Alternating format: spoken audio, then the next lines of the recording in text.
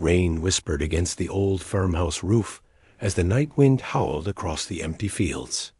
Inside, the glow of a single lamp painted warm light on the faces of two small children sitting by the window. 10-year-old Mira was reading a picture book to her little brother Eli, her voice soft but serious. Like she was telling a secret story only the two of them could understand. Their father, Daniel Hurst, was working late in his small workshop beside the house. Since their mother had passed away 2 years ago, Daniel had become quieter, his eyes tired, his heart heavy. He worked, cooked, and took care of the children, but everyone in the small town could see he was still lost inside. That night, as the clock struck midnight, the sky outside flashed white. The ground trembled softly, and a strange low hum filled the air. Eli gasped and ran to the window. "Is it a storm, Mira?" he asked. Myra shook her head slowly. "No, that's something else." Out beyond the wheat fields, a faint blue light shimmered in the darkness. It moved slowly, gracefully, and then disappeared behind the trees. The sound stopped. Silence returned. When Daniel came back inside, his hands were cold, and there was something uneasy in his eyes. "Kids," he said, trying to sound calm, "go to bed. It's just a power fluctuation." But he knew it wasn't. He had seen that light before long ago, when he was a young engineer working at an interplanetary research station. He remembered stories told among the workers.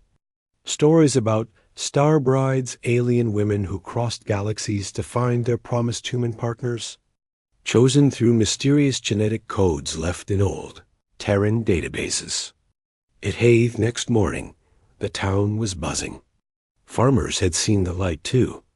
The sheriff found a strange burn mark in the field, like something had landed, then vanished. Myra woke up early and ran to the porch. The sun was rising in pale gold over the hills, and the morning fog curled like smoke around the barn. Then she saw her. A woman stood at the end of the path, tall, graceful, and glowing faintly in the sunlight. Her skin had a faint silver hue, her long white hair moved like silk in the breeze, and her eyes were large, shimmering with faint violet light. She wore something like a traveler's robe, woven with patterns that shimmered when she moved. Daniel froze at the door. His mind screamed impossible, but his heart knew. This was her, the visitor from the stars, the one he had been matched with long ago, before life changed, before he married, before his wife died. The woman's voice was calm, but sad when she spoke. "I am Lyria, envoy of Ephethera. My journey ends here. I was sent to be your bonded one." Myra blinked. "You mean like a bride?" Lyria smiled softly. "That is what humans call it, yes." Daniel felt his chest tighten. "There's been a mistake," he said quietly. "My wife, she passed away. I'm not. I can't." But Lyria looked past him to the children. Her eyes softened with warmth. "Then perhaps I am not too late," she whispered. D sounded like myth. Until now, the next morning, the town was buzzing. Farmers had seen the light too. The sheriff found a strange burn mark in the field, like something had landed, then vanished. Myra woke up early and ran to the porch. The sun was rising in pale gold over the hills, and the morning fog curled like smoke around the barn. Then she saw her. A woman stood at the end of the path, tall, graceful, and glowing faintly in the sunlight. Her skin had a faint silver hue, her long white hair moved like silk in the breeze, and her eyes were large, shimmering with faint violet light. She wore something like a traveler's robe, woven with patterns that shimmered when she moved. Daniel froze at the door. His mind screamed impossible, but his heart knew. This was her, the visitor from the stars, the one he had been matched with long ago, before life changed, before he married, before his wife died. The woman's voice was calm, but sad when she spoke. I am Lyria, envoy of Ephethera. My journey ends here. I was sent to be your bonded one. Myra blinked. You mean, like a bride? Lyria smiled softly. That is what humans call it. Yes. Daniel felt his chest tighten. There's been a mistake, he said quietly. My wife, she passed away. I'm not. I can't. But Lyria looked past him to the children. Her eyes softened with warmth. Then perhaps I am not too late, she whispered. That day was strange for everyone. The neighbors whispered rumors. The town's sheriff drove by twice, pretending to check the weather station. The kids followed Lyria everywhere, full of questions. Do you have stars where you live? Eli asked. Millions, she answered. Do you eat pancakes? Myra giggled. Lyria tilted her head. Not yet. When she laughed, it sounded like wind through chimes. Daniel tried to keep distance. He made her tea, fixed her a room, but spoke little. Yet as evening fell, he found himself watching her from the porch as she gazed up at the stars, her expression full of quiet sorrow. What are you looking for? He asked finally. She turned slowly. The signal, the one that told me I was wanted here. But I think the message was old. Daniel swallowed hard. It was. For a long moment, neither spoke. The air between them carried something heavy, grief, maybe, or destiny rewritten. Inside the house, Myra and Eli peeked through the window. She's sad, Eli whispered. Myra nodded. I think she needs a family. Eli's eyes lit up. Then maybe we can be that family. Myra smiled, her heart already deciding something her father hadn't yet understood. That night, the wind carried a strange whisper through the fields, a soft hum, like the one from the night before. Lyria looked up at the stars again, her hand over her chest, feeling the faint pulse of her connection fading. She didn't know yet that the children's laughter, echoing softly from inside, was about to anchor her to this world more deeply than any interstellar promise ever could. And somewhere far above, among the cold stars, another voice, ancient, mechanical, and watching, murmured in the dark, bond incomplete, awaiting confirmation. Morning sunlight slipped through the curtains, painting golden lines across the old farmhouse walls. The smell of toast filled the kitchen, and Eli sat on the counter, swinging his legs while Myra poured juice into 3 mismatched cups. The quiet hum of a new day should have felt normal, except for the soft, unfamiliar sound coming from the guest room. Lyria was humming. The alien woman's voice was light and soft, almost like the air itself was singing. She stood by the window, her silver hair loose, her long robe folded neatly on a chair. She wore one of Daniel's spare shirts, far too big for her, and when she turned toward the children, her smile was warm and shy. Good morning, she said. Eli gasped. You sound like music. Mira laughed. He means good morning, too. Lyria tilted her head, trying to understand the little human expressions, and somehow that made both children giggle even more. For the first time in years, laughter filled the farmhouse without sadness behind it. Daniel stood in the doorway, silent, watching the strange scene.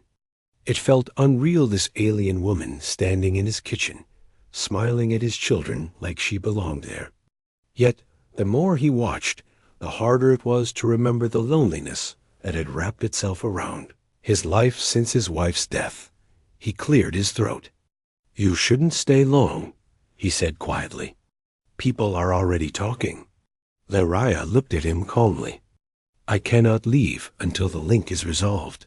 The link? She nodded. My people choose partners based on resonance energy harmony between 2 souls. You were chosen for me long ago. But when I arrived, I found that your life had already changed. Daniel rubbed his temples. That was decades ago. I never knew any of this was real. It was just old data from the colonization registry. Yet it called me here, Lyria said softly. And now, something keeps me here still. Outside, the wind began to pick up, brushing through the tall wheat like the sea. Myra watched them from the porch as Lyria walked among the rows, her bare feet leaving faint glowing footprints that faded after a few seconds. She's like a fairy, Myra whispered. Eli nodded, clutching his toy spaceship. Or maybe an angel. Lyria crouched beside them, her voice gentle. In my world, children are raised by the community, not by one mother. But here, you two carry your mother's eyes. Myra blinked in surprise. You can see that? I see warmth, Lyria said, smiling. And bravery. That is what she gave you. The words made Myra's throat tighten, but she didn't cry. Instead, she reached out and touched Lyria's glowing hand. It was warm, pulsing faintly alive in a way that didn't feel human, but still felt safe. That afternoon, the wind turned cold. Dark clouds rolled over the fields.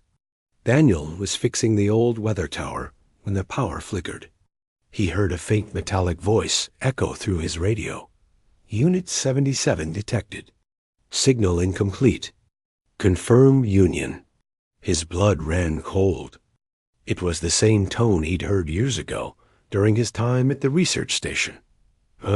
Synthetic voice belonging to the ancient matchmaking system built by humans and Ethetherans together. The program was supposed to create lasting peace through connection. But it had been shut down long ago. Daniel rushed back to the house. Lyria, he said, breathless. That signal, it's back. They're looking for you. She met his gaze with quiet acceptance. Then they will find me. But I don't wish to go. You don't understand, Daniel said. If they detect you, they might. Before he could finish, the lights went out. The hum returned, louder this time, vibrating through the walls.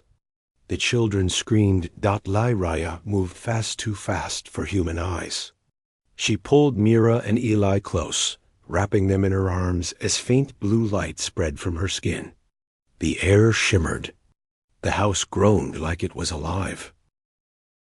Daniel watched in disbelief as faint symbols appeared on the wall's old data scripts, glowing faintly in patterns. Like the house itself remembered something buried in its circuits. When the noise stopped, everything went still. The children were safe. Lyria's glow faded, leaving her pale and weak. What did you do? Daniel whispered. I anchored us, she said softly. This house holds part of your energy signature. It recognized you. It protected them. Later that night, when the storm finally passed, the family sat near the fireplace. Lyria rested against the wall, her eyes half closed, her voice quiet. Back on Ethethera, she said, we were taught that love is energy. It cannot be erased, only transformed. Maybe that's why your children reached for me before you did. Daniel looked into the fire. Maybe they saw something I was too afraid to. Myra climbed onto Lyria's lap, curling up like she'd done with her mother long ago. Eli rested his head on her shoulder, yawning.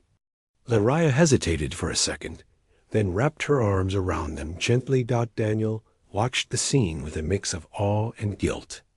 The image of his late wife still haunted him. Yet this fragile piece felt real. Outside, the stars shimmered faintly through the clearing clouds. And deep within the soil beneath the house, a faint pulse glowed like a heartbeat, echoing from another world, somewhere far away. The system monitoring Lyria's mission recorded a final entry. Subject anchored to alternate family unit. Status undefined. And though she didn't know it yet, the children who clung to her that night had already rewritten her destiny. Night settled heavy over the fields. The air smelled of wet soil and electricity. Inside the farmhouse, the only light came from the fireplace, flickering softly across 3 sleeping figures, Myra, Eli, and Lyria. She sat near them, awake, her silver eyes fixed on the flames, as if seeing something far beyond Earth. Daniel stood by the window, staring out into the darkness. The wheat swayed like an ocean, and somewhere in that sea of shadows, he could feel it, the presence of something not human. His old instincts from his time at the research station stirred. He knew what came next. "They'll come for you," he said quietly. Lyria didn't look up. "I know. Then why stay?" Her voice was calm, almost fragile. "Because leaving would hurt them more than being found." Daniel's chest tightened. He looked at his sleeping children, the way Eli's small hand rested on Lyria's robe, the way Myra had curled close against her side. They had accepted her completely, as if she had always belonged there. "You've changed everything," he whispered. Lyria smiled faintly. "No, they have." The next morning began in eerie silence. No birds, no wind, just the stillness of a world holding its breath. Mira was the first to notice it, a faint hum outside, deep and metallic, like a machine buried beneath the earth. "Dad?" "The ground's shaking," she said softly. Daniel stepped onto the porch, and his stomach dropped. A black shape shimmered in the sky, above the field, smooth, metallic, like glass bending in sunlight. A retrieval drone. He knew it instantly. The Ephetheran peace system used them decades ago, machines designed to recall bondmates or neutralize false connections. They didn't understand grief, love, or family. Only data. Lyria walked outside beside him, her hair glinting in the strange light. "They found me," she said simply. Daniel clenched his fists. "Then we hide you." "You cannot hide light, Daniel." "Watch me try." He moved quickly, leading Lyria and the children into the barn. The old structure creaked, full of dust and forgotten memories. He grabbed his old field scanner from a shelf, one of the few things he'd kept from his service days, and switched it on. Blue static danced across the screen. The drone's signal was close. Too close. Lyria placed a hand on his arm. "This is not your fight. It became mine the moment my kids called you Mom."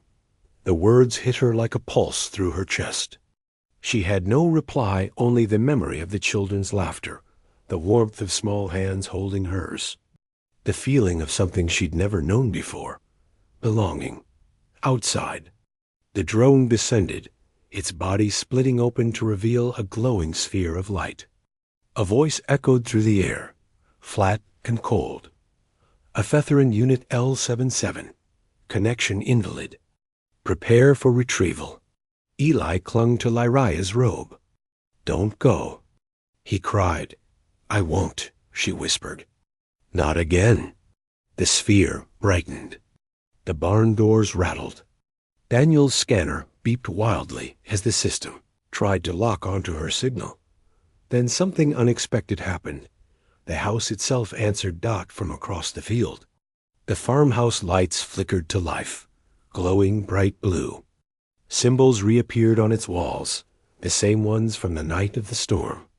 The connection between Lyria and the house surged back to life, stronger than before. Daniel's eyes widened. "It's protecting you again." Lyria stepped forward, her voice steady. "No, it's protecting us." The drone's light faltered as a wave of energy pulsed outward from the house, bending the air around them. The wheat glowed faintly silver. The sky rippled like a reflection in water. The drone hesitated, scanning rapidly, trying to understand.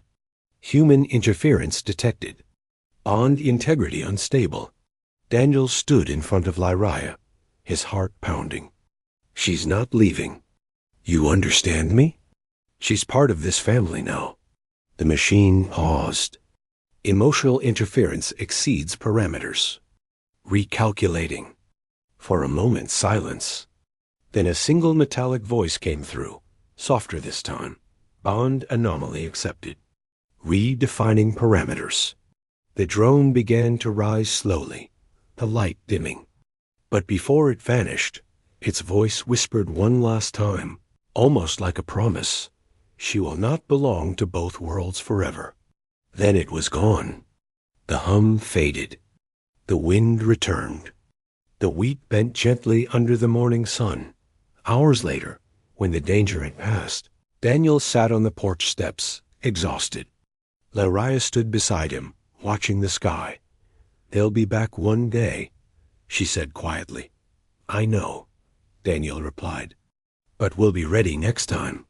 She turned to him, her eyes soft. "You shouldn't have risked yourself." He smiled faintly. "You don't understand humans very well yet." "Then teach me," she said simply. The children ran across the yard, laughing again, chasing the wind as if nothing had happened. Lyria watched them with a strange expression, a mix of joy and fear. Hope and heartbreak dot in her chest. The faint glow of her connection pulsed again, slower now, weaker, but real. Somewhere deep in space, the Athetheran mainframe recorded the change. Unit L-77 status. Undefined emotional bond established. Observation required. And for the first time, Lyria realized that she no longer wanted to be part of any system. She just wanted to belong to them. Days passed in peace, or what passed for it. The drone never returned. The air smelled of summer rain, and the children laughed freely again. Yet, deep down, Daniel and Lyria both felt the same quiet tension-like calm before another storm. Lyria spent her mornings teaching Mira and Eli small things from her world, how to balance energy in a crystal, how to listen to wind vibrations to tell if rain was near, how every living thing had a soft pulse if you closed your eyes long enough. The children adored her. Even the neighbors began to smile when she walked by, though most still whispered stories about the glowing woman from the stars. Daniel tried to pretend everything was normal. He fixed fences, cooked breakfast, told bad jokes at dinner. But at night, he sat awake, listening to the faint hum still lingering in the airproof, that Lyria's world hadn't forgotten her. One evening, when the kids were asleep, he found her standing in the field again, staring up at the stars. The moonlight turned her hair to silver fire. "You can hear them, can't you?" Daniel asked quietly. Lyria nodded. "They are calling. The signal grows stronger each night. The Council will not allow an open anomaly forever." Daniel stepped closer. "You don't have to go back." She looked at him, her eyes soft but full of pain. "If I stay, I risk drawing their ships here. They might take your children, your home, everything. Then we'll fight," he said without hesitation. Her lips curved into a sad smile. "You humans always say that, even when your hearts are breaking." Later that night, Lyria sat by the children's bedside. Eli was asleep, but Myra stirred, half dreaming. "Are you leaving?" The little girl murmured. Lyria froze. "Why would you think that?" "I heard you and Dad," Mira said softly. "You always look sad when you look at the stars." Lyria brushed a strand of hair from the child's forehead. "When I look at the stars, I see my old home. But when I look at you, I see something better." Mira smiled sleepily. "Then stay. We need you." "I need you too," Lyria whispered. "More than I ever thought I could need anyone." The next morning, Daniel found Lyria outside, barefoot in the dew. A faint blue mark glowed on her wrist, the recall mark. It pulsed softly, like a countdown. "They've sent the final signal," she said quietly. "If I don't return by the next cycle, they will come." Daniel's heart sank. "Ben will find a way to stop them." But Lyria shook her head. "There is another way." She turned toward the children playing in the yard. "My people believe bonds of love can overwrite the system. If enough human resonance connects to me pure emotion, not command, it might change my identifier. It would make me invisible to their tracking." Daniel frowned. "You mean?" Our love could rewrite your code? Lyria smiled faintly. Yes, but it must be freely given. That night, under a sky full of trembling stars, they tried. Lyria knelt in the field, eyes closed, her palms pressed against the ground. Blue light shimmered faintly around her. The children stood close, holding her hands. Daniel stepped forward, his voice low and steady. You don't need to earn this, he said. You're already one of us. Myra's small voice joined his.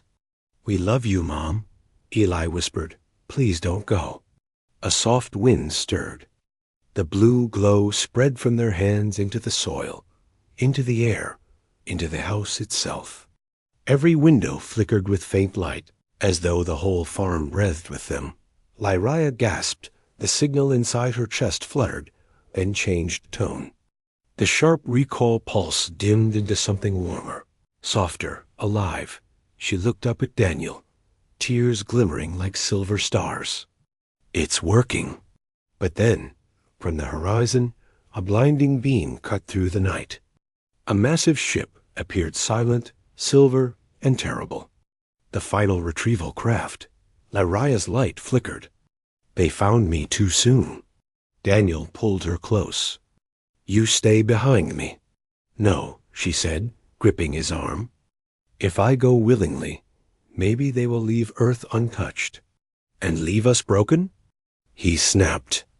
No, I lost one woman to the stars already. I'm not losing you too. The ship descended lower. Its engines roared like thunder. Mira screamed, Don't let them take her. Lyria stood tall, her robe whipping in the wind, her glow brightening again, this time not blue, but gold. Then let them see what humanity has given me. She spread her arms. The gold light surged outward, meeting the ship's beam head-on. The ground shook. The air cracked with energy. Then. Silence. The light faded. The ship was gone. Only the night sky remained, quiet and clear. Lyria collapsed into Daniel's arms, her breath shallow. The mark on her wrist was gone. You broke their link, Daniel whispered. She smiled weakly. No, we did. In the distance, dawn began to rise, soft pink light spilling across the horizon. Mira and Eli ran to them, crying and laughing at once. Lyria hugged them tightly, her silver hair falling around all three like a halo. Daniel looked up at the sky. The stars were still there, watching, waiting, but now, for the first time, they felt far away. Lyria touched his hand. They'll never find me again. Good, Daniel said, because this is where you belong. And somewhere deep in the endless black of space, the Ephetherin network flickered one last time before going dark. Morning, dim soft and golden. Dew sparkled on the wheat fields like tiny stars fallen to earth. The storm was gone, the sky clear and wide. In the quiet that followed, the old farmhouse felt new again, alive, breathing, whole. Lyria sat on the porch steps, watching the sunrise. For the first time in her life, she felt warmth not from a sun or a system, but from the hearts beating inside that little house behind her. She was free, truly free. The recall mark was gone, the connection to her homeworld erased. What remained was something she didn't have a name for. Daniel came out holding 2 mugs of coffee. He offered one to her. Careful. It's strong. Lyria smiled softly. Everything on earth is strong. Even your hearts. He chuckled. You'll get used to it. I think I already am. They sat in silence for a while, watching the children chase each other in the field. Eli pretended to be a spaceship. Mira, a brave pilot, shouting commands with her arms spread like wings. Their laughter carried through the morning air, bright and boundless. Lyria looked down at the steaming mug in her hands, then at Daniel. Do you ever miss her? She asked quietly. He hesitated, his gaze fixed on the horizon. Every day, he said, but I think she'd be glad we're not alone anymore. Lyria nodded slowly. On Ethethera, we believe love never ends. It only changes shape. Maybe she gave me her place, so your children would never forget warmth. Daniel looked at her then, really looked. Maybe she did. For a long moment, the world felt still. The birds returned to the fields. The wind moved softly through the grass. And somewhere in that small silence, something new took root, something fragile and real. Weeks passed. Life became a rhythm again. Lyria learned to cook pancakes, badly, at first, to fold laundry, to laugh when flour covered her hair, and to scold Eli gently when he tracked mud through the house. She planted strange glowing flowers from her homeworld by the porch, and each night they lit up faintly under the stars. Like tiny lanterns guiding lost travelers' dots sometimes at night, she'd sit outside with Mira and Eli, pointing to the constellations. That one, she said, is called the Path of Wanderers. It's where lost travelers go until they find their true home. Eli's eyes widened. Is that where you came from? Lyria smiled. Maybe once, but not anymore. Mira leaned against her. Because this is your home now. Lyria nodded, tears shining softly in her eyes. Yes, my home among the stars. One evening, Daniel found her standing by the glowing flowers, watching the sky again. Only this time, her expression wasn't sad. It was peaceful. You're not waiting for them anymore, he said. No, she replied. I'm watching the sky the way you do. Not to return, but to dream. He stepped closer. About what? She looked at him, her silver eyes reflecting the starlight. About what comes next. About this new life.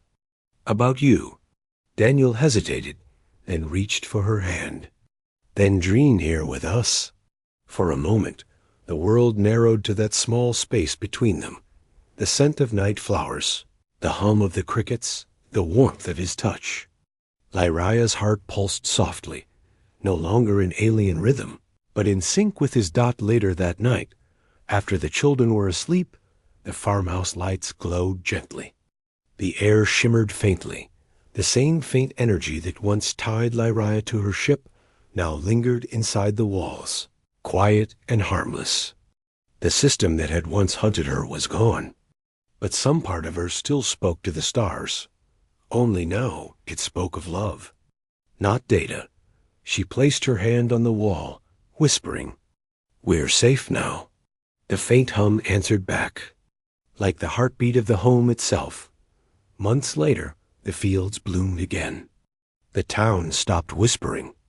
Instead, people came to buy her glowing seeds and flowers, calling them star blooms.